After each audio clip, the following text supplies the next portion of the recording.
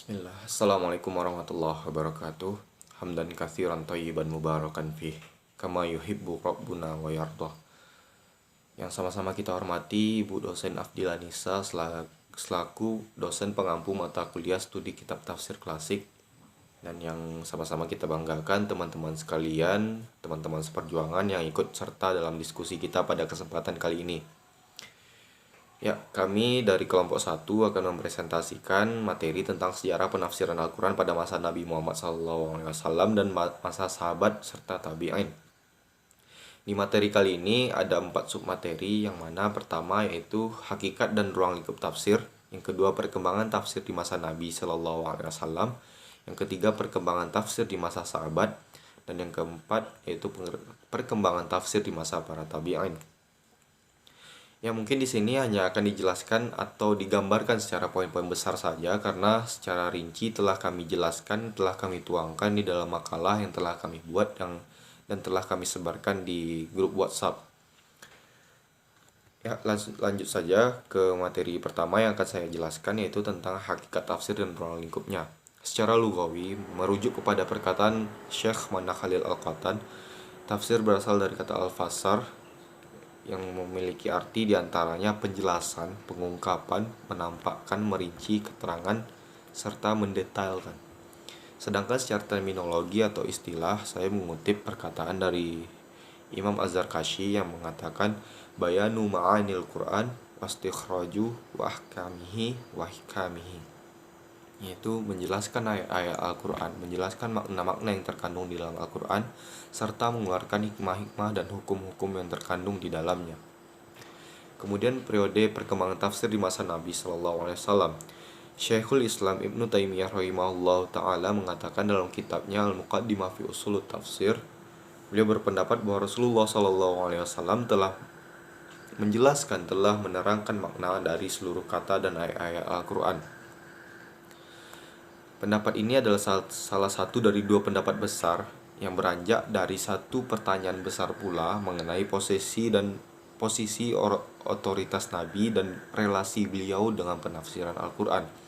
Pada periode ini, penafsiran Al-Quran masih dilakukan dengan cara dari mulut ke mulut, belum dalam bentuk tulisan, dibukukan, dikodifikasi, atau dalam bentuk ilmu teori.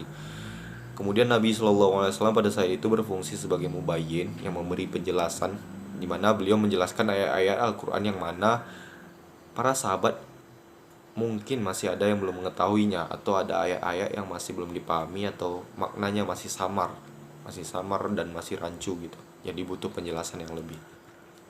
Salah satu contohnya ada di makalah juga sudah kami jelaskan di Quran Surat Maryam ayat 71. Teman-teman bisa baca untuk mempersingkat waktu saja. Mungkin itu saja dari saya. Terima kasih. Materi selanjutnya akan dijelaskan oleh saudari Anissa Rahmawindah. Kepada saudari dipersilahkan. Assalamualaikum warahmatullahi wabarakatuh. Saya Anissa Rahmawindah dengan NIM 41200029. Baiklah, di sini saya akan menyampaikan materi yang C, yaitu mengenai penafsiran Al-Quran pada masa sahabat.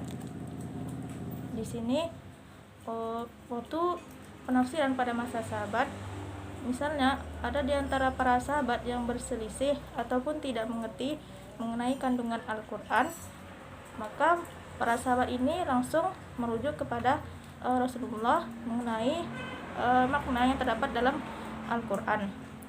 Jadi sekiranya pada masa sahabat ini dalam menafsirkan Al-Quran, mereka yang para sahabat ini memang berpegang teguh kepada tafsiran yang disampaikan oleh Rasulullah SAW kepada mereka.